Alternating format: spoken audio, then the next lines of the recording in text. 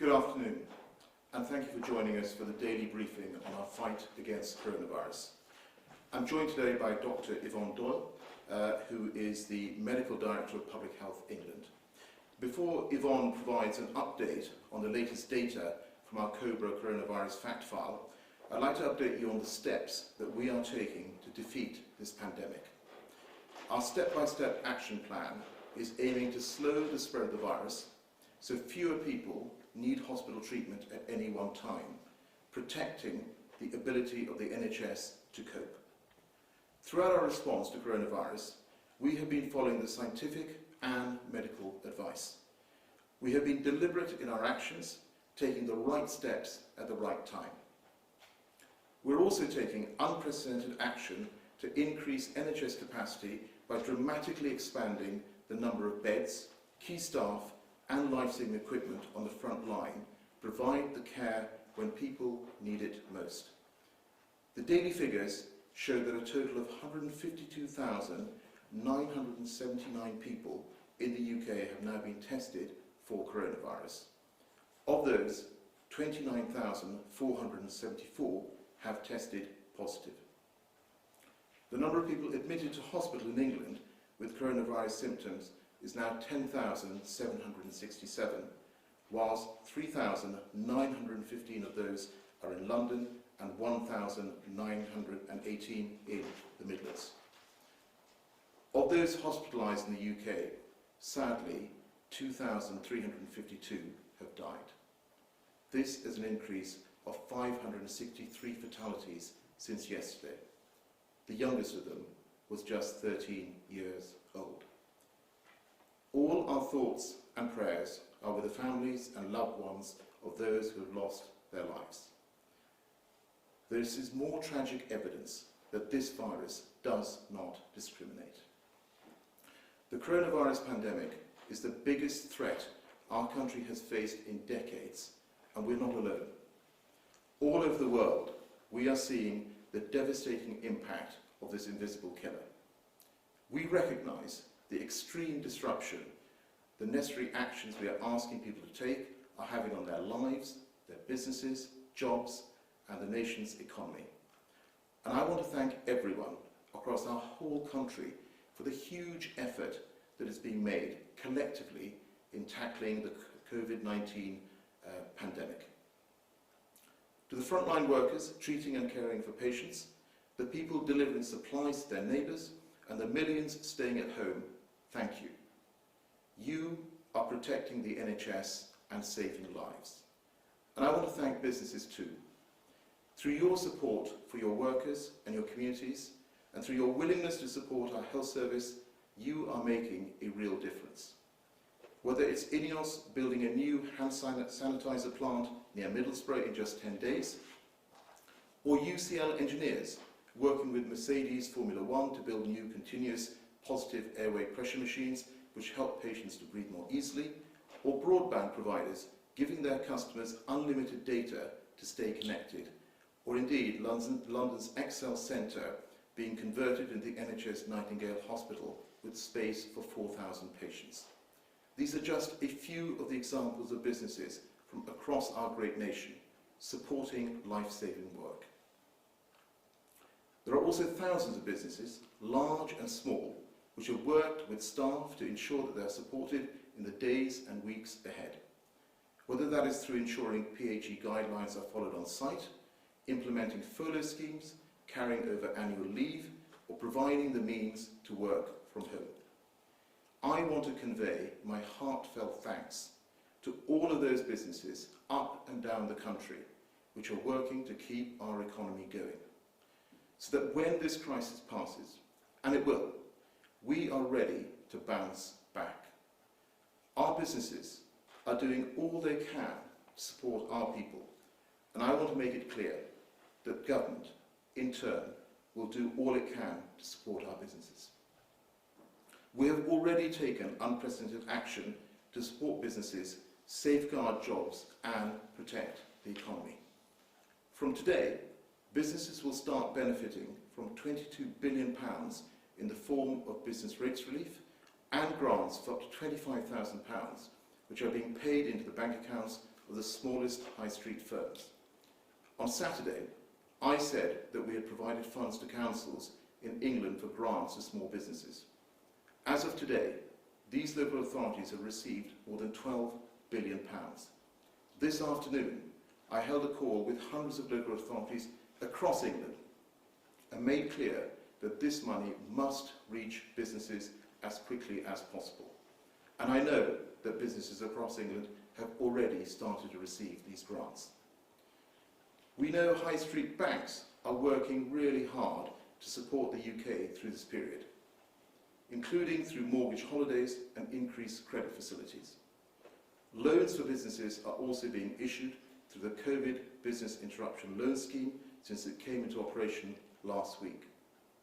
The Chancellor, together with the Bank of England and the Financial Conduct Authority, wrote to the chief executives of the UK banks to urge them to make sure that the benefits of the loan scheme are passed through to businesses and consumers. And it would be completely unacceptable if any banks were unfairly refusing funds to good businesses in financial difficulty.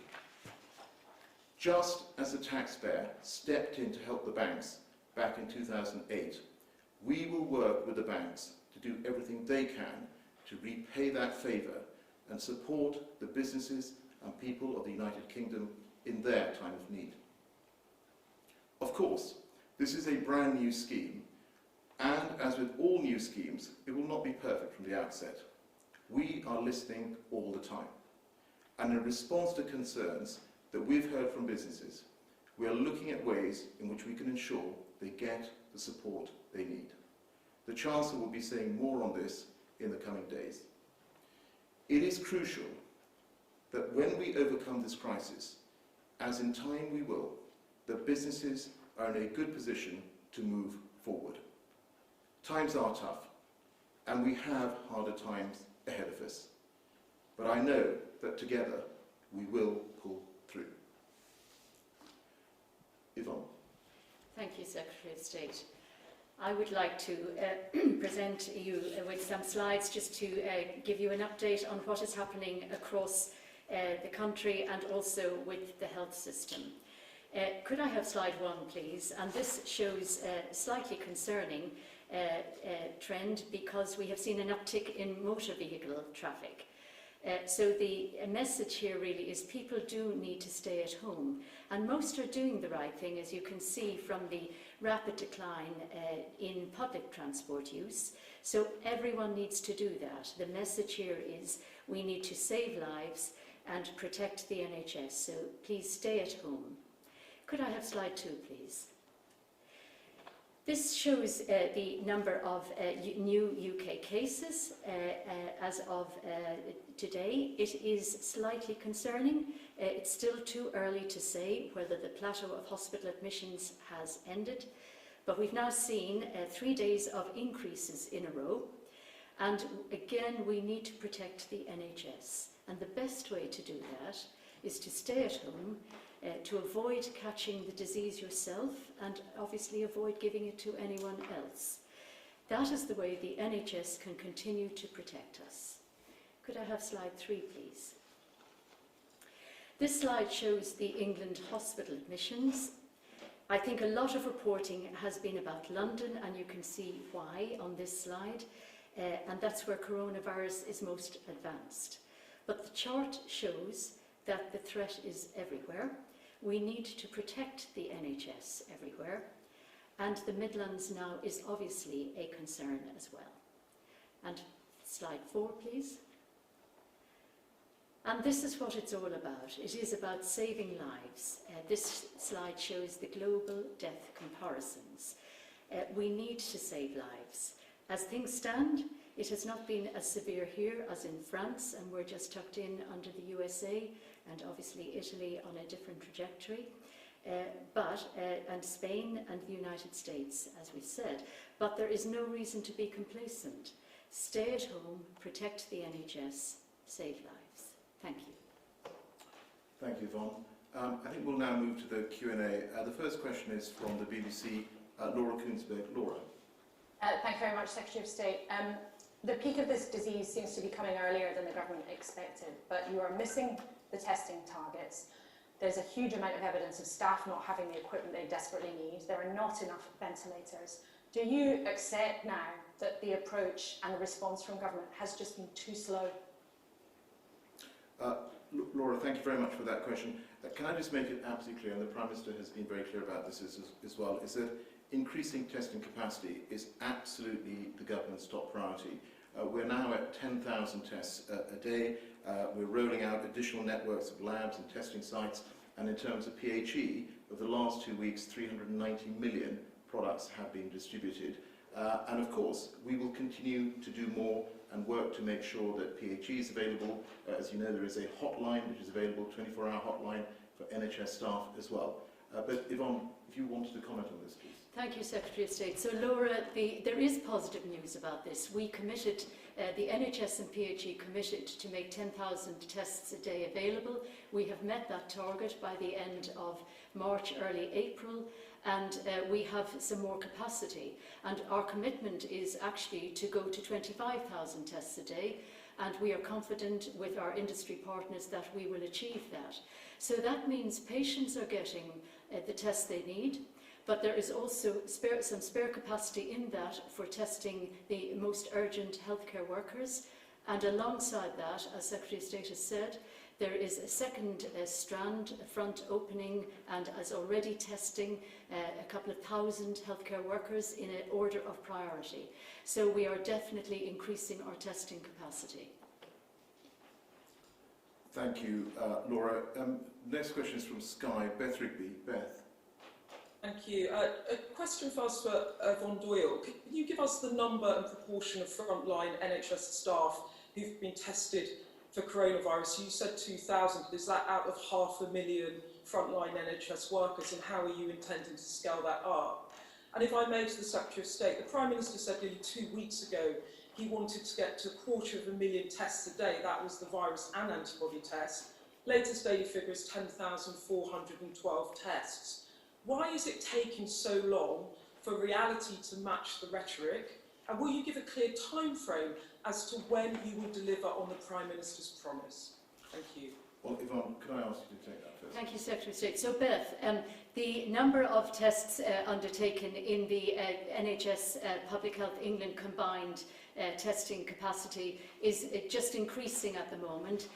So that will be a relatively small number, but there is capacity, for example, today for almost 3,000. And that will increase as we get to 25,000, that capacity. But the important capacity is in the second strand, where we will have five centres where people can drive through and get their testing done in order of priority. NHS chief executives are identifying that priority.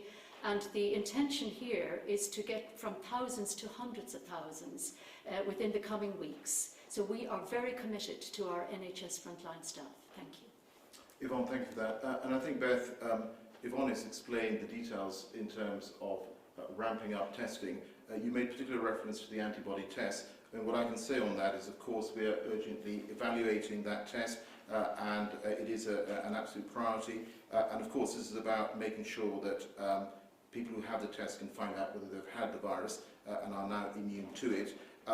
The Chief Scientific Officer has said that the accuracy of this test is incredibly important. So it's also important that we get this right before we launch the test itself. Thank you for that. The next question is from ITV, Robert Peston. Robert. Hello. Good afternoon. Largely a question, I think, for Yvonne Doyle. Yvonne, I reported this afternoon that 1 million antibody tests are arriving from China in the coming few days. They have been paid for by the government. The government has said it won't pay for anything that it doesn't think works. But I am told that PHE, Public Health England, is dragging its feet in giving its approval to the use of these tests. I'm also told that these tests would be an alternative to PCR and would actually detect active virus, for example, in frontline staff. When will they be in hospitals for use? Thank you, Robert. So the antibody tests, the important thing about these antibody tests is it's not a matter of dragging our feet. It's important that the test is valid, that it does what it says it does. And as the Chief Medical Officer said, there's something worse than no test is a wrong test or a bad test. So that is what is being tested at the moment. And in the meantime, there is a separate strand which is very important, which is called seroprevalence, where our own labs are testing the validity of whether the blood samples we're getting very generously from people who've had the disease, but also from blood and transplant and from the College of GPs surveillance scheme, whether those tests are also valid, and we are very pleased about that. So I would say, Robert, as soon as we can, we want to be out there doing these tests. Thank you, Robert. Thank you, Yvonne. The next question is from the Evening Standard, from Joe Murphy. Joe. Hello, may I ask Yvonne Doyle, if 2,000 NHS staff have been tested so far and 125,000 are self-isolating or thereabouts, that's, by my reckoning, 1.6%. Can I pin you to a target for the improvement that you promised in the previous answer? What, for example, will that number look like in 1 week from today? And do you think people are getting complacent about the measures that have been put in? And Mr. Sharma, I think a lot of us feel that we haven't yet been given a full and practical explanation of why Germany is able to test many times more than the UK. Do they have more labs, more equipment? Are they making better use of universities or the private sector than us? And if so, why? Or are they using a different, perhaps a quicker test? And what are the reagents that we're struggling to get? We're looking to work out, is this a capacity issue for the Germany versus the UK, or is it a political choice that's made us test fewer people? I wonder whether you might take that first. Well, I presume you're talking about the healthcare worker frontline testing. And the intention there, as I say, is to go from tens of thousands to hundreds of thousands. That will have to go on the basis of the priority that is identified as to which of these workers are actually needed. When I say workers, they're really staff or colleagues, are needed in which settings, particularly where the sickest patients are. And they will be tested first. So that is the intention over the coming weeks. While I'm speaking, do you wish me to speak about the reagents? Yes, just please. about the reagents. So the reagents are generally produced by the manufacturers of the machines, and so the reagents that work best are those that work with the machines that they're intended for. That's the most efficient. We are working with the industry to ensure that that supply is good and that the machinery is most efficient.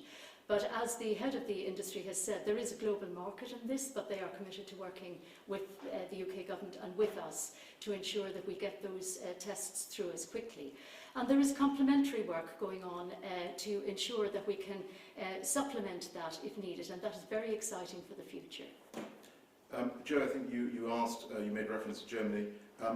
We of course look to see where we can learn throughout this process, and of course we are working with industry, we're working with the scientific community to make sure that we have maximum possible supplies. But I just go back to the point that Jenny Harries, the Deputy Chief Medical Officer, made some days ago when she said we're looking to create a lab-based testing on a scale which is comparable to building a medical equivalent of a car factory. So we are trying to do something at huge scale, very fast, but I think as you've heard from Yvonne, we are making progress, we will continue to make progress, and we are determined to make sure that we have the supplies and provide the support that we can for people across the UK, and particularly the most vulnerable and those key workers in the NHS. Thank you very much for that, Joe. I think the next question is from Financial Times, from Laura Hughes. Laura. Good afternoon. Can I ask, what is the government's exit strategy for getting us out of this lockdown? And what role will testing play in that? Jeremy Hunt has called for mass community testing. Is it too late for that, or is that the government's policy and one that we'll see being carried out over the next few weeks and months? Well, thank you for that, Laura. Let me just say a few words before I pass on to Yvonne on this. Of course, people will understand across the country why we have put these restrictions in place, and the Prime Minister was very clear they were for an initial 3-week period, and we would review them. But what's also really important is that if we stop these too quickly, there is a possibility that that effort that people have made, that massive effort people have made across the country, is wasted, and we could potentially see a dangerous second peak. We absolutely want to avoid that, but I think it may be helpful, Yvonne, if you want to amplify on this particular point. Thank you, Secretary of State. So the Prime Minister has committed to taking review of this after Easter. And I think it's important to say that we are looking at this through the scientific lens as well, through modelling and through the information we're getting from clinical cases as to how this epidemic is progressing. And we will be guided by that, Laura. So we obviously want to make the right call at the right time on this. And it is something that we have to keep reviewing every week. And certainly we're very close to SAGE and the modelling on that. But in terms of the mass testing, which is your other point here, so the testing strategy is to increase the amount of testing done, not just in healthcare workers, but in the population. The rate limiting step there is not us, it's really whether the tests are valid and how then to get that out and about, and aided by technology. And I think that will change as the phases of this epidemic change. We will perhaps use different techniques. In the beginning, at the containment phase, this was very professional people dependent in the community. We obviously would want this to go faster as we come to a different phase of the epidemic. Thank you for that, Yvonne. We have one final question, which is from BuzzFeed, from Emily Ashton. Emily.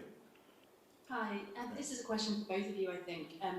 NHS frontline workers across the country are showing extraordinary courage and showing up at hospitals day after day in horrific circumstances.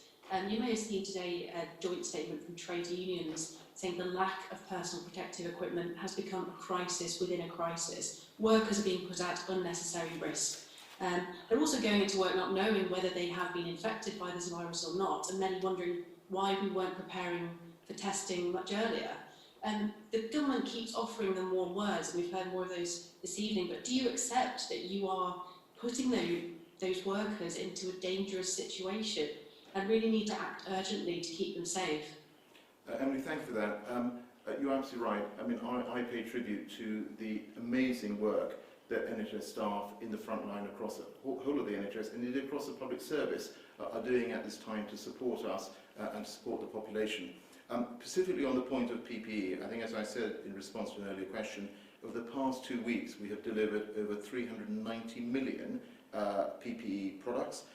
We've ensured that these are being delivered to every GP practice, to dentists, community pharmacies, and there is also now a 24-hour NHS-run hotline where NHS and social care workers can call and request that PPE if it's needed. Of course, we will continue to do as much as we can, more, to get more of this equipment to the front line, because at the end of the day, you're absolutely right, this is about helping and supporting those who are making a difference and helping and supporting our population. Yvonne. Thank you, Secretary of State. So, Emily, it is absolutely our commitment to protect frontline staff. And we are in touch with a wide range of leaders, clinical leaders, nursing leaders, community leaders and the trade unions. And they are aware of our intention. We are working very rapidly at the moment to ensure that the deliveries reach where they're needed and good stock taking on that. And also that our guidance is easily understood and people understand what they actually need to keep them safe in the circumstances they're in. Great, well thank you very much. I think that was our last question. Could I just end by saying is that we do request that everybody follows the government guidelines. Ultimately, this is about staying at home, protecting the NHS and saving lives, and we will get through this working together. Thank you.